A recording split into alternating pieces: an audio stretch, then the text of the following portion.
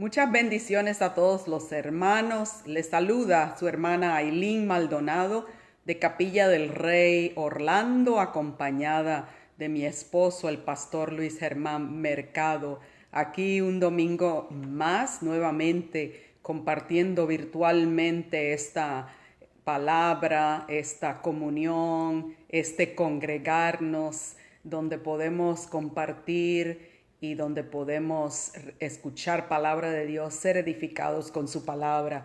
Quiero comenzar inmediatamente leyendo. Voy a leer en el libro o la epístola de Pablo a los Romanos, en el capítulo 15, versículo 13. Este es mi deseo, mi oración por vosotros, y dice de la siguiente manera: el Dios de esperanza os llene de todo gozo y paz en el creer, para que abundéis en esperanza por el poder del Espíritu Santo. Aleluya.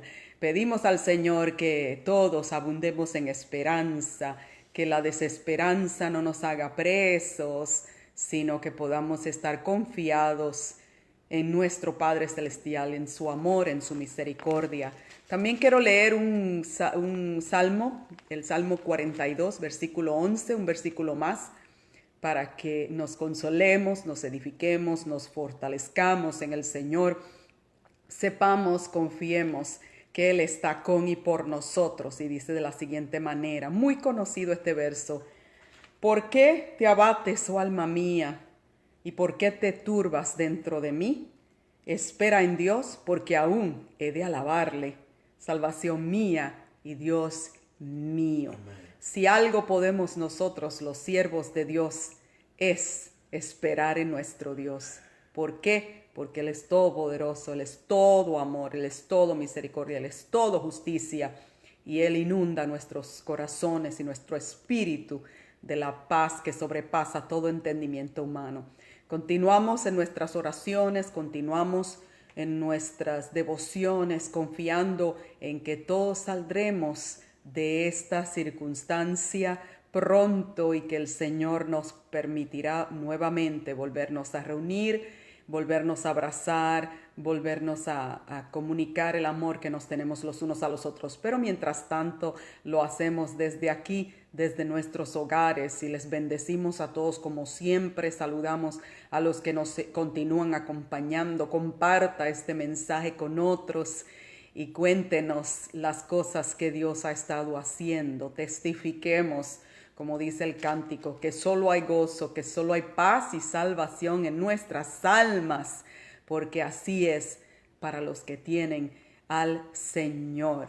Vamos a orar, vamos a hablar con nuestro Padre Celestial y entregamos al Señor esta parte de la palabra del Señor. Gracias te damos, Jesús, por tu amor. Gracias porque podemos, aunque sea virtualmente, reunirnos. Gracias porque sabemos que todo está bajo tu control, que no hay razón para abatirnos ni turbarnos, sino por el contrario, tenemos razones de sobra para saber que tú tienes un propósito para con todo.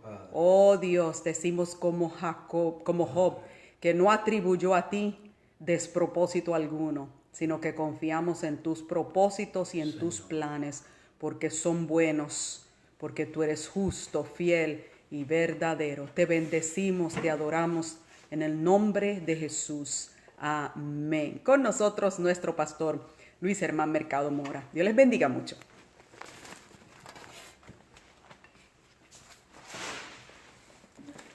Saludos hermanos, un abrazo. La paz del Señor sea con cada uno de ustedes. Quiero compartir con ustedes una palabra de Dios. Y quiero partir del libro de los Salmos. Los Salmos son una colección de poesía a la cual se le añadió música, y en ellos hay distintas manifestaciones. Hay manifestación de luto, manifestación de lamento, hay palabras de victoria, hay palabras de fe. Y hay salmos en los que se recoge parte de la historia del pueblo de Israel al cual Dios llamó. Y parte de esa historia consiste en relatar lo bueno y lo malo que ocurrió, lo positivo y lo negativo, momentos de fe y momentos de incredulidad, pasos de fe y momentos en que se detuvieron por incredulidad. Y el Salmo 106, al cual quiero referirme, ahí en el verso 32, dice este salmo: también le irritaron en las aguas de Meriba, y le fue mal a Moisés por causa de ellos, porque hicieron rebelar a su espíritu, y habló precipitadamente con sus labios.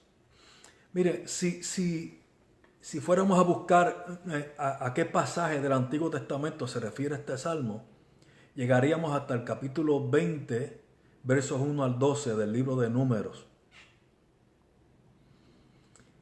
En todo este libro de Números hubo varios acontecimientos que resaltan. Un momento de queja, momento de murmuración. Llegaron a un punto donde no había agua y el pueblo murmuró. Y esto ocurrió apenas 3 días después de haber cruzado el Mar Rojo, con aquella impresionante victoria donde Dios le abrió el mar y ellos cruzaron en seco. 3 días después se quejaron y Dios le dijo a Moisés, óigame bien, Dios le dijo a Moisés: párate delante de esa peña y golpéala con tu vara. La misma vara que había estado presente en gran parte del relato bíblico hasta ese momento. La vara de Moisés, a la cual se refiere el texto bíblico en algunos momentos como la vara de Dios. Dios le dijo: párate delante de esa peña y golpéala con tu vara. Moisés así lo hizo.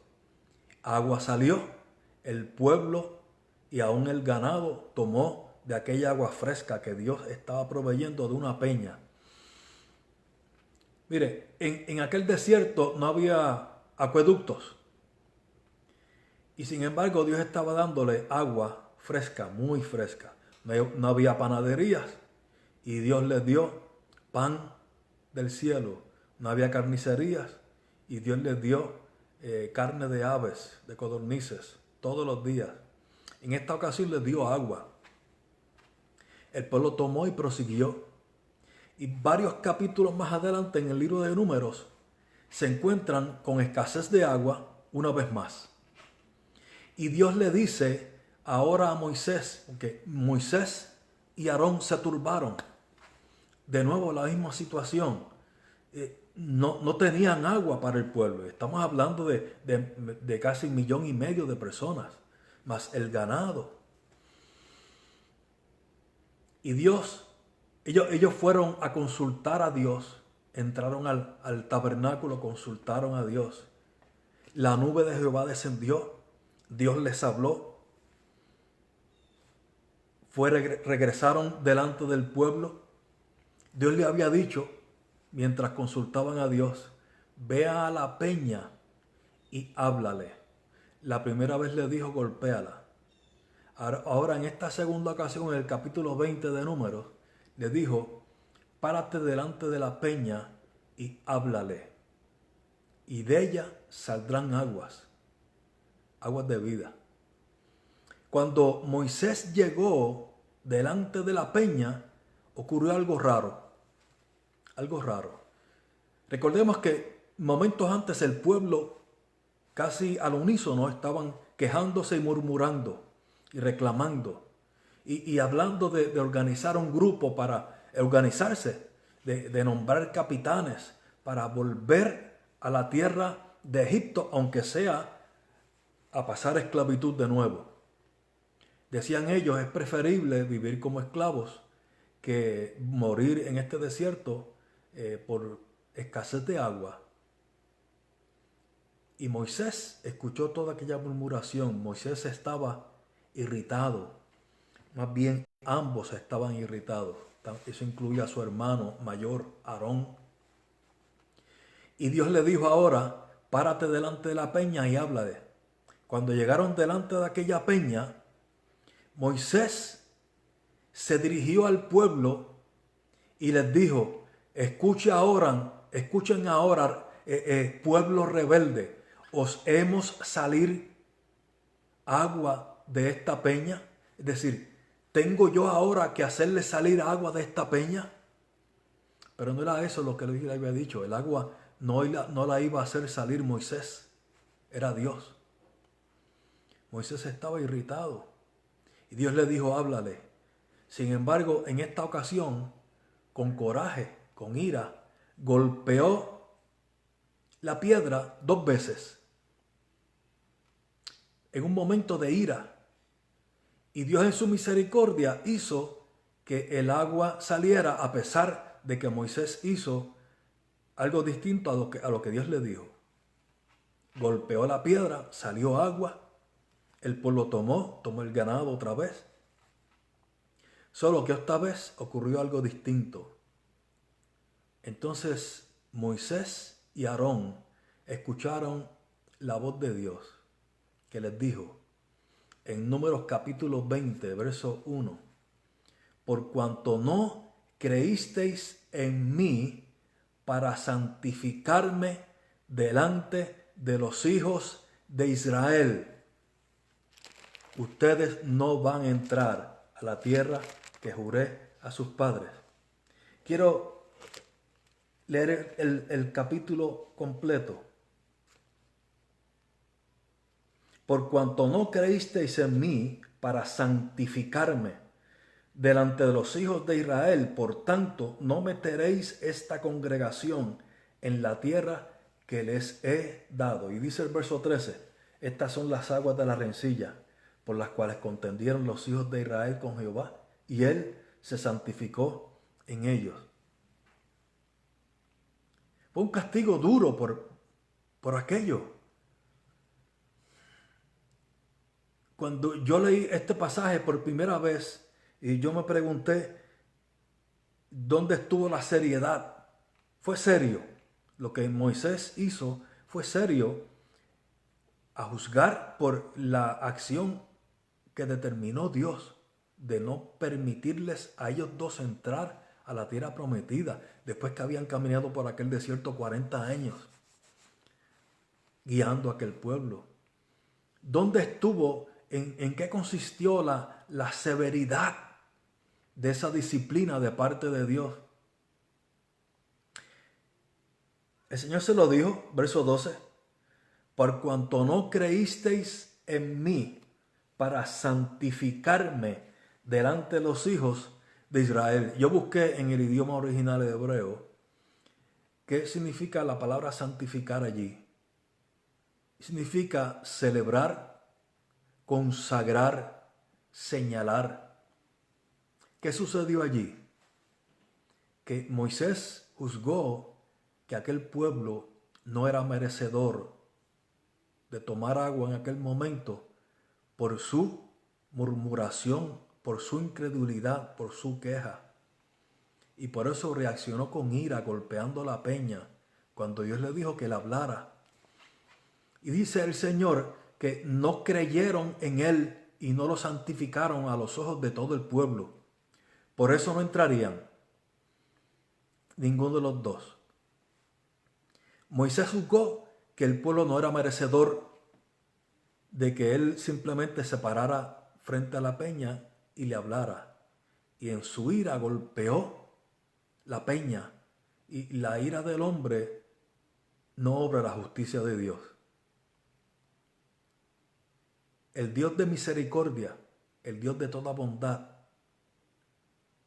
decidió que les iba a dar agua en aquel momento de real necesidad, pero un momento de incredulidad y de queja y de maledicencia de parte del pueblo.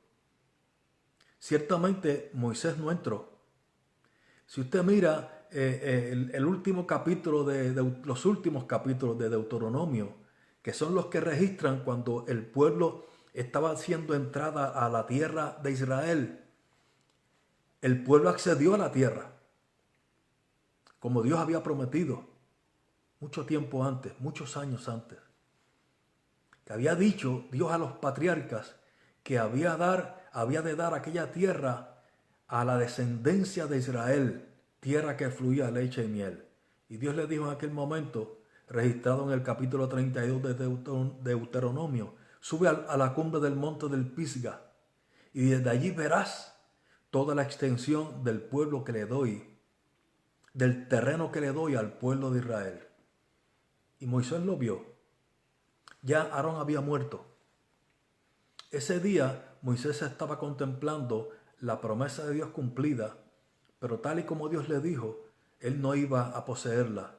Sin embargo, a pesar de que no iba a entrar, yo miro en el capítulo 30 y el capítulo 30 de Deuteronomio, es un cántico. Moisés redactó un cántico, compuso un cántico en la cumbre de aquel monte, un cántico de victoria, adoración. Estaba allí Moisés alabando a Dios y contemplando la hermosura de aquella tierra. Daba gracias a Dios: Señor, tú eres fiel, tú eres bondadoso. Y ¿sabe qué yo veo en ese cántico? Que no había ni tan siquiera el más mínimo atisbo de amargura en el corazón de Moisés por no entrar a la tierra prometida, tan solo verla. Yo veo allí más bien adoración. Y en el cántico, y en el capítulo 33, del verso 1 al 29, comienza diciendo: esta es la bendición con la cual bendijo Moisés, varón de Dios, al pueblo de Israel. En el 32, un cántico. En el 33, bendijo al pueblo de Israel. De nuevo, Moisés estaba gozoso, Moisés estaba satisfecho, Moisés estaba agradecido, aunque él no pudo entrar. Lejos de amargarse, estaba allí gozándose con el cumplimiento de la promesa, a pesar de que en su haber, en un momento de la historia de su ministerio en favor del pueblo de Israel, obró contrario a lo que Dios le había dicho y estaba ahora sin poder entrar a la tierra prometida, pero viendo el cumplimiento. De nuevo, ¿qué ocurrió? Que Moisés no pudo creer en fe que Dios era lo suficientemente misericordioso para darle agua a aquel pueblo, aún en el momento en que estaban murmurando. Moisés tenía que haber creído en fe que Dios les era propicio y por lo tanto poder honrarlo ante los ojos de todo aquel pueblo, hablándole a la piedra como Dios le dijo. Fe es necesaria en nuestra vida, en la vida del cristiano. La fe es imprescindible. Hay cosas de las cuales uno puede prescindir en la vida cristiana. Fe no es una de ellas. Fe marca el mismísimo comienzo de la vida cristiana, porque en Romanos capítulo 11 dice que la fe viene por el oír y el oír de la palabra de Dios. Y está hablando de la predicación del evangelio. Romanos 11 está hablando de cuando alguien escucha la palabra de Dios, se produce fe en su corazón, recibe al Señor, viene al Señor arrepentido, lo recibe y ahí se convierte en un hijo de Dios. Aún para la gracia, somos salvos por gracia, pero aún para la gracia hace falta fe. Entonces, fe está presente en el momento en que yo vengo al Señor. Fe está presente en el momento en que yo le sirvo. Fe está presente en el momento en que yo camino con Él. Fe está presente en el ministerio. Yo voy a las cartas del apóstol Pablo y hay una narrativa constante cuando Pablo habla del ministerio apostólico. Siempre incluye la fe. Y dice, por la fe para la gracia para el ministerio. La gracia estaba presente para el ministerio. Porque nadie podrá ser merecedor de estar en el ministerio cristiano. Es por gracia. Salvación es por gracia. Ministerio también es por gracia. Los dones del Espíritu Santo son por gracia. Por eso son dones, son regalos.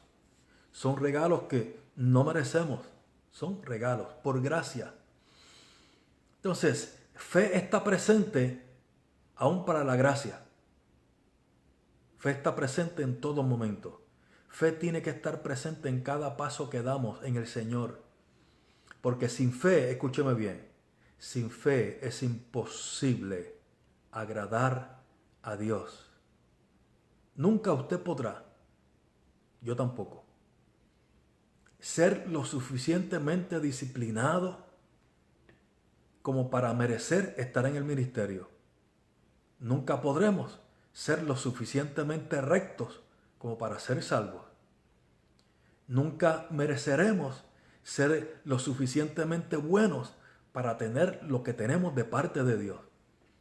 Es por gracia y eso se recibe por fe. Ahora yo quiero que usted me acompañe al capítulo 11 de Hebreos. Hebreos capítulo 11 se le conoce, es muy conocido como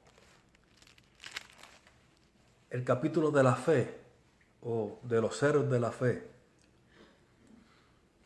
Y menciona allí personas por nombre, no apellido porque no lo tenían. Si lo hubieran tenido también lo hubieran mencionado.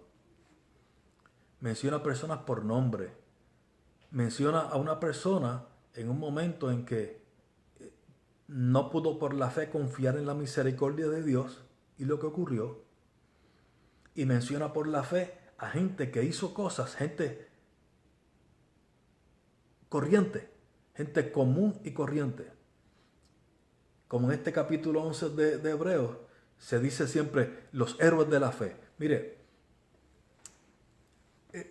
la mayoría de los personajes que menciona allí pertenecieron al Antiguo Testamento. Se les llama héroes de la fe, vivieron en fe, sí, y por esa fe están ahí registrados.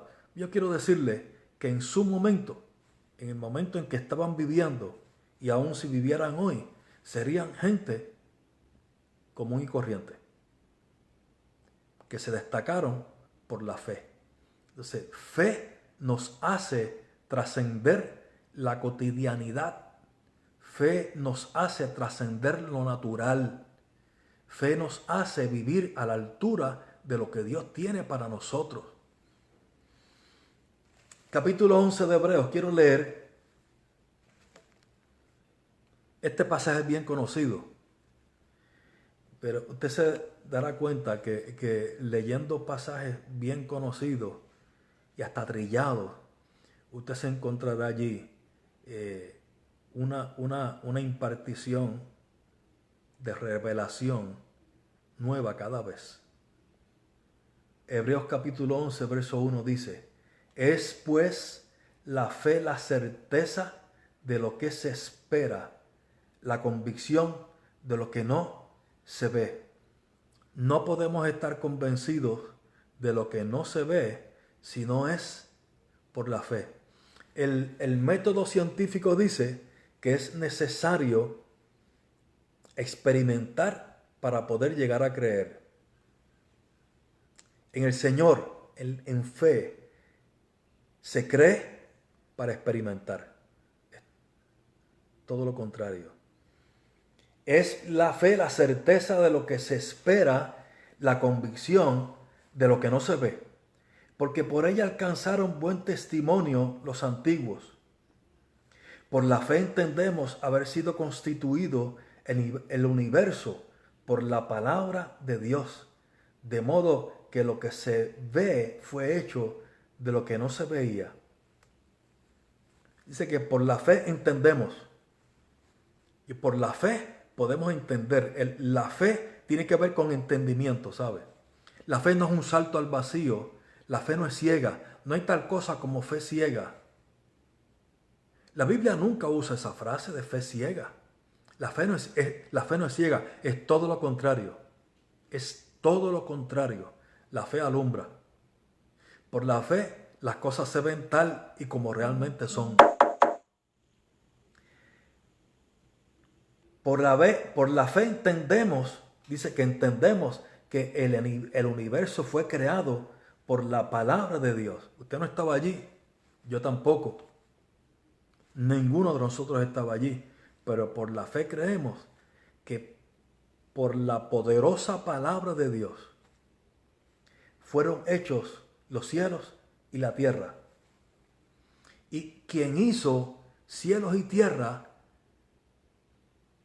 nunca había cambiado, nunca cambió y nunca ha cambiado más. Oiga, considere usted que Dios no está creciendo, Dios no está mejorando, Dios no está cambiando. En Él no hay mudanza ni sombra de variación. Él es sempiterno. Él es el mismo hoy, ayer y por los siglos. El mismo Dios a quien servimos hoy es el mismo que siempre ha vivido, porque Él tiene vida en sí mismo. Nosotros tomamos vida de Él, pero Él tiene vida en sí mismo. Y la tendrá y será siempre el mismo.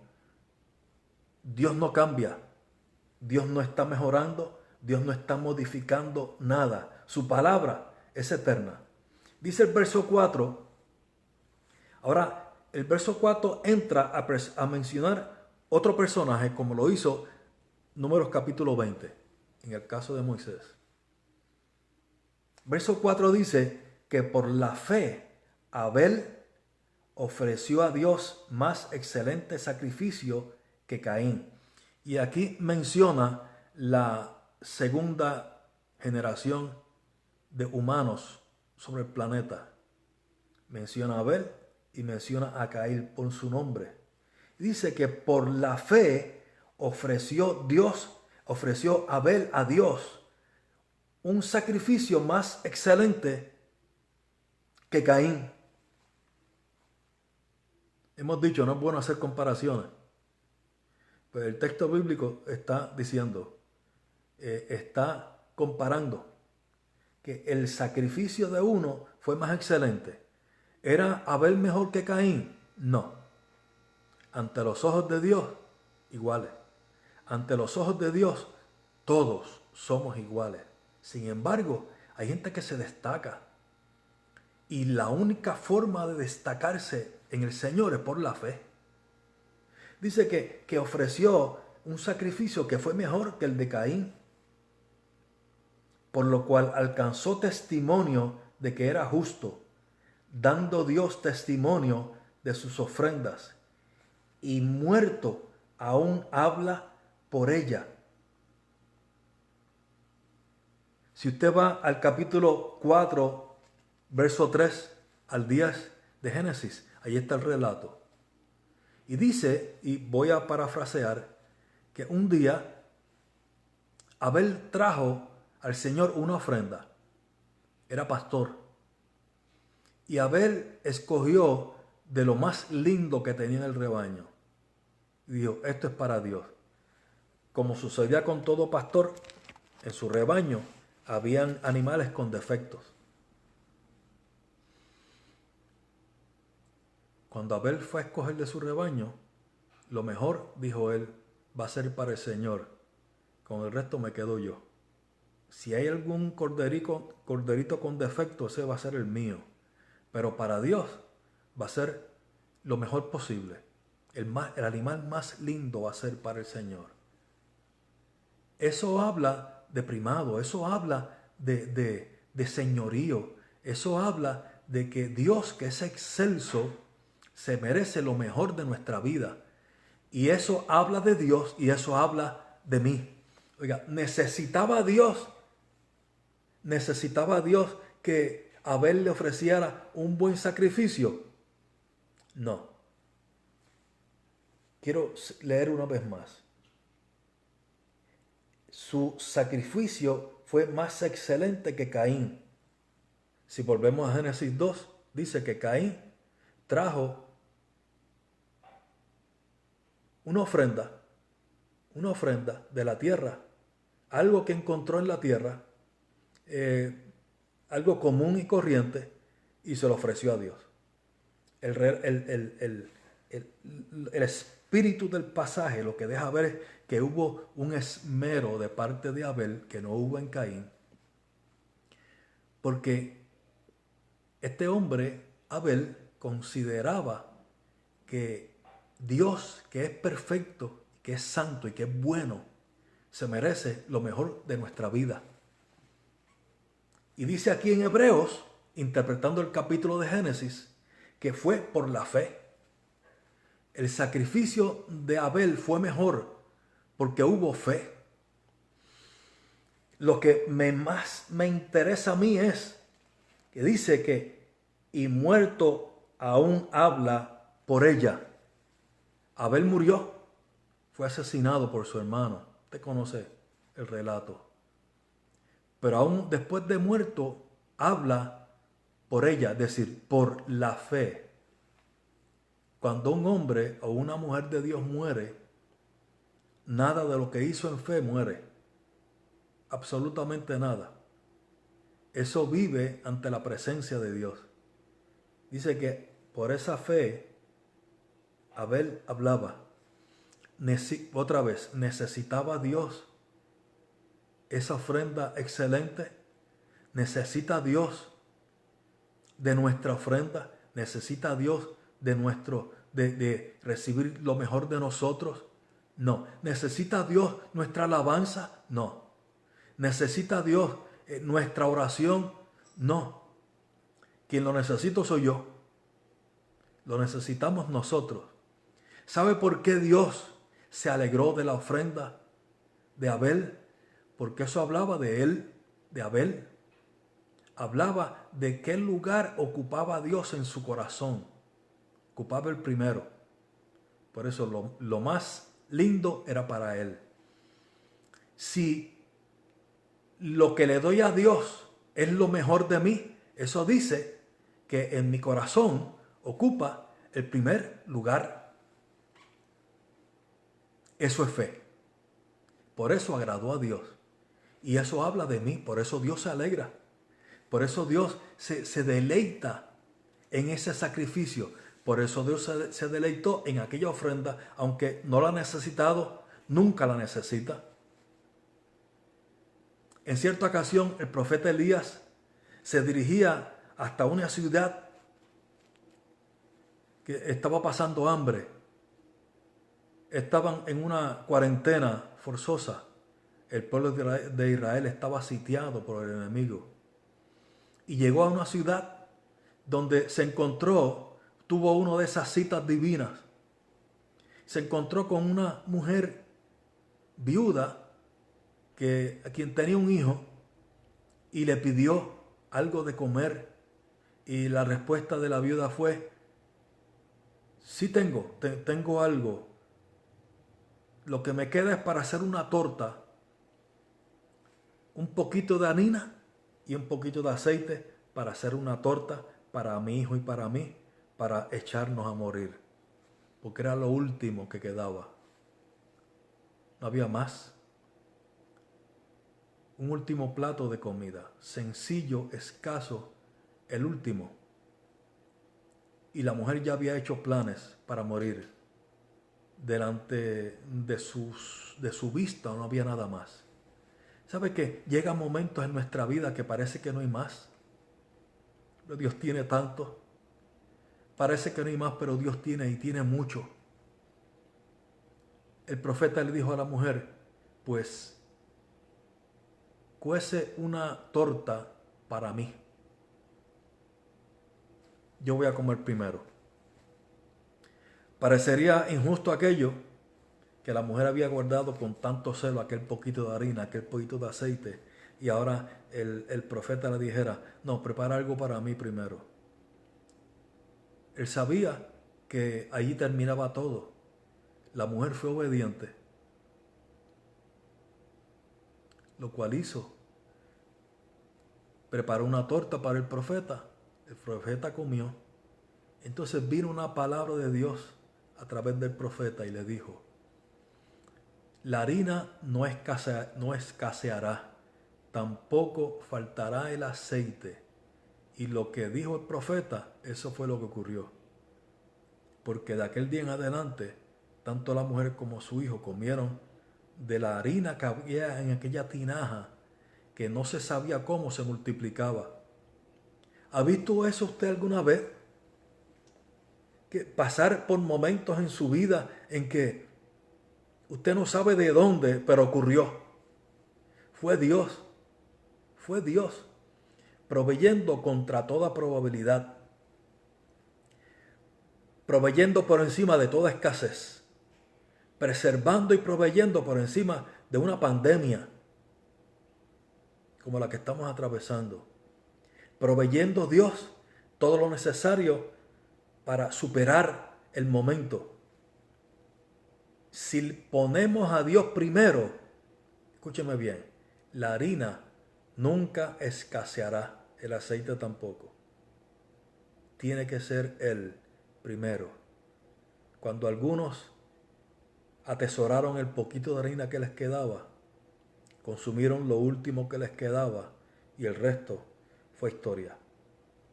Sufrieron pérdida, pero aquella mujer puso a Dios primero y fue honrada. Porque el que da aún lo que tiene, recibirá más en Dios.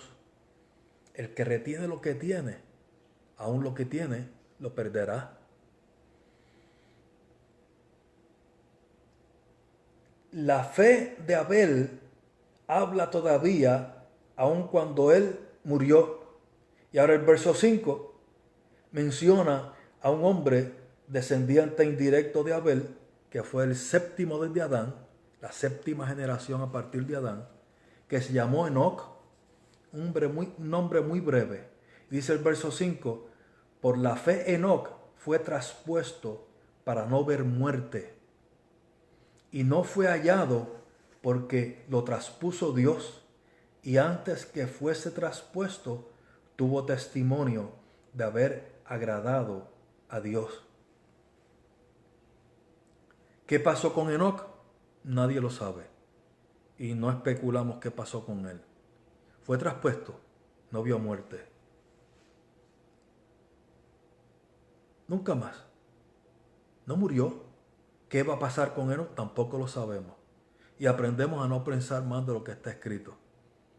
¿Qué es importante allí? Que fue por la fe. Por la fe, este hombre no pasó por algo que está establecido para los hombres. Está establecido para los hombres que mueran una sola vez. Y después de esto, el juicio. Enoc no murió. Dios preservó su vida y se lo llevó a algún lugar que desconocemos.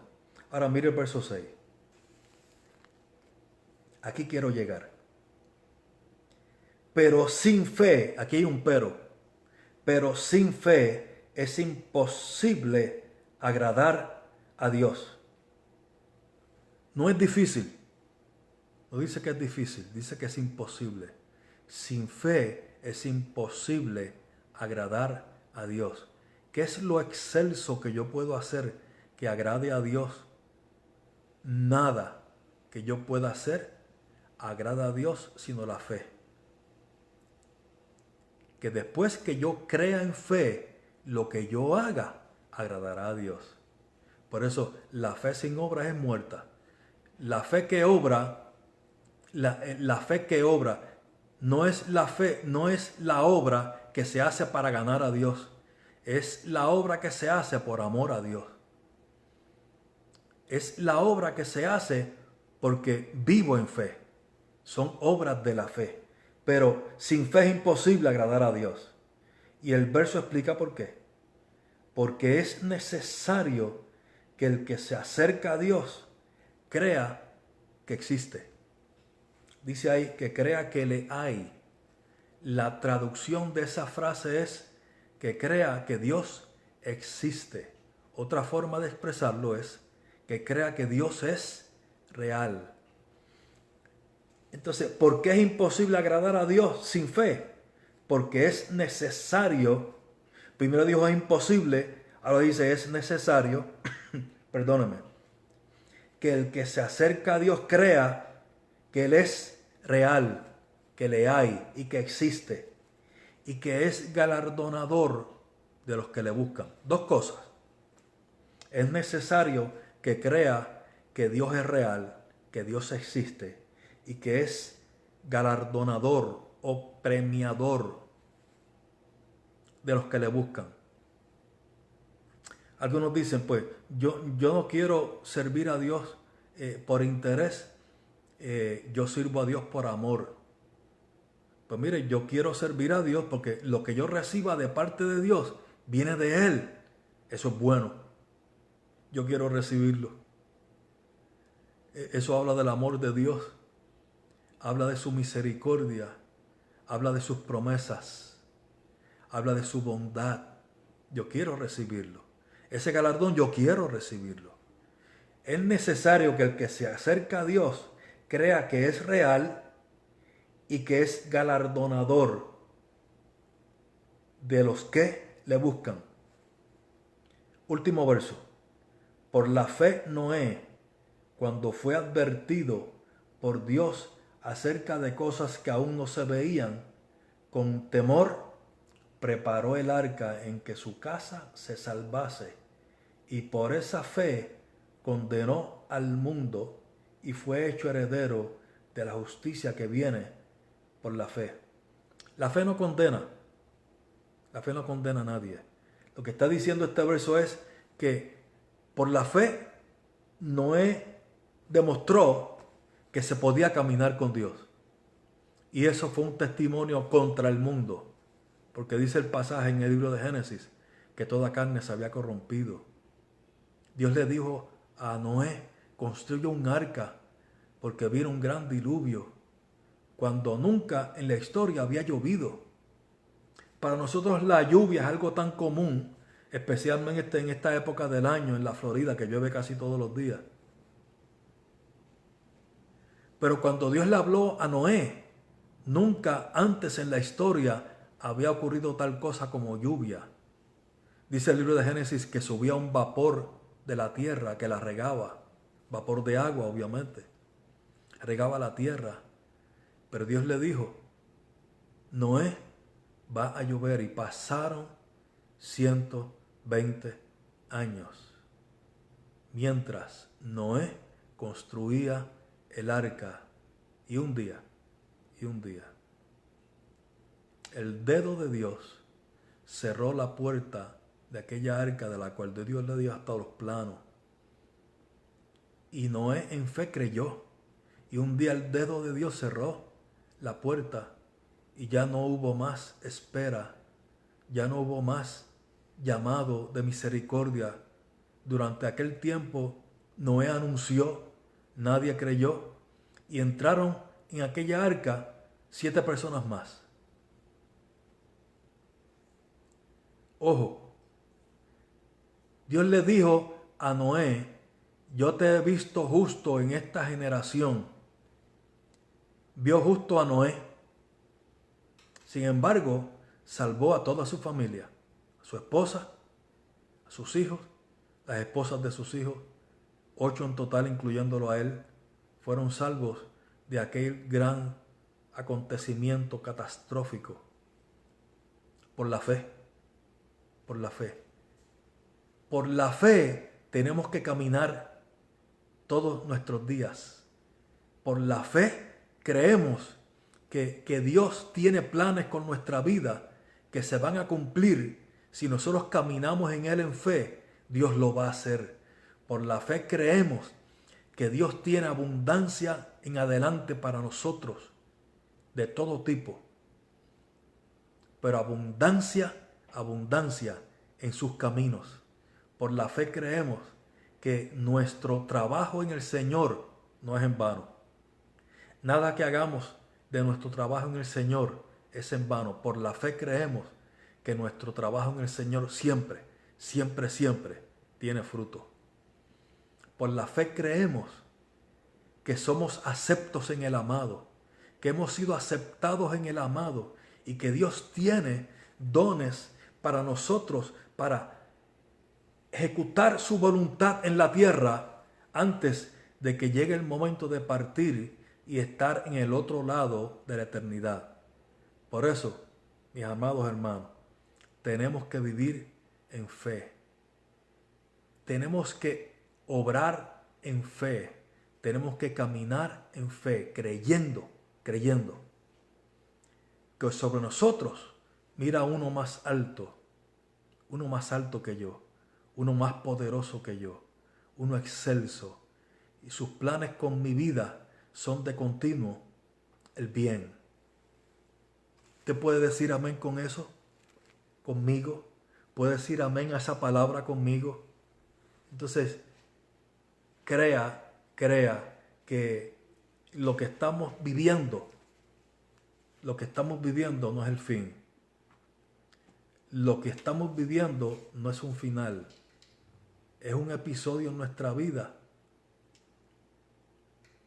del cual testificaremos y que está abonando, está aportando en nuestra fe.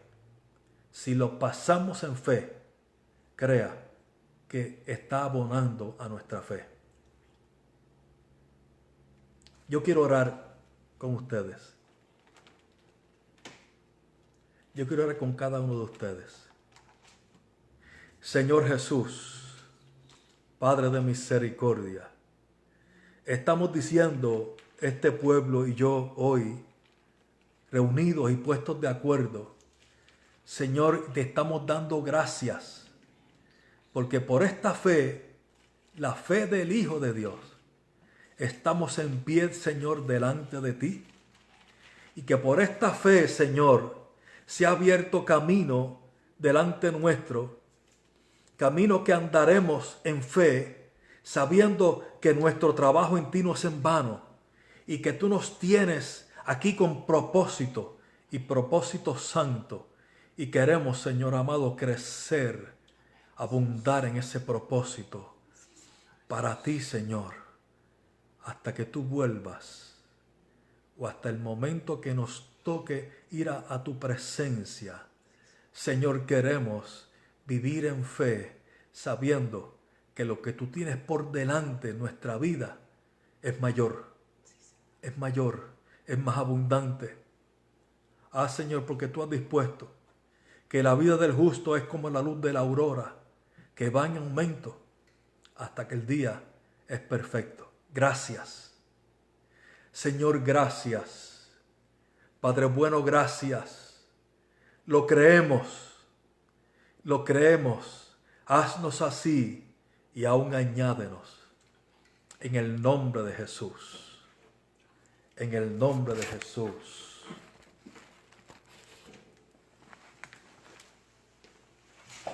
Y decimos amén, aleluya. Repito el verso que leí desde el principio, muy en línea y en acorde con lo que el Señor nos acaba de hablar en el día de hoy.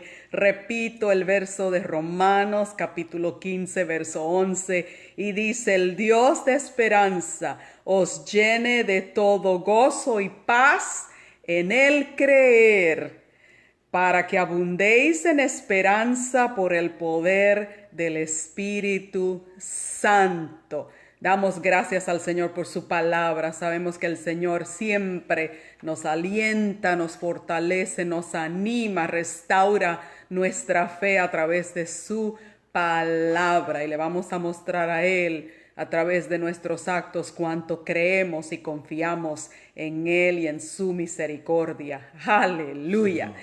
Queremos orar, nos han solicitado la oración. La primera oración es por Ginelis. Ginelis cumple 15 años hoy, así que la felicitamos mucho. Le enviamos un abrazo, un beso muy fuerte, Ginelis. Te amamos mucho y deseamos que el Señor te bendiga en este quinceañero y que el Señor cada día se revele más a tu vida, te fortalezca, te bendiga, te cuide, te guarde, te guíe, te bendiga en forma especial. Y queremos orar también por la cuñada de nuestra hermana Nelly, que acaban de darle un diagnóstico positivo al virus, así que vamos a orar, vamos a confiar en el poder del Señor, aleluya, que puede alcanzar hasta los confines de la tierra. Y cuando todos oramos en fe y en acuerdo, el Señor, Él obra, así que creámosle a Él, aleluya. Señor, te damos gracias, Padre, por todas estas vidas que nos han sintonizado en el día de hoy. Los bendecimos en tu nombre. Pedimos, Señor, en forma especial que bendigas a Ginelis en su quinceañero, Señor, que su vida sea cada día más llena de ti, de tu misericordia, de revelación tuya, de crecimiento en el conocimiento tuyo y en el desarrollo de todas aquellas capacidades y dones que tú les has dado, Señor, para que ella pueda ser un instrumento tuyo, mi Dios. Te pedimos que ilumines su vida, que la guardes, oh Señor, de todo mal, que cuides de su salud, que proveas para sus necesidades. En el nombre de Jesús, la rodees, la cerques con tu amor y tu abrazo. Así también bendecimos a la cuñada de nuestra hermana Nelly y a todos, Señor, los que han sido contagiados de este virus.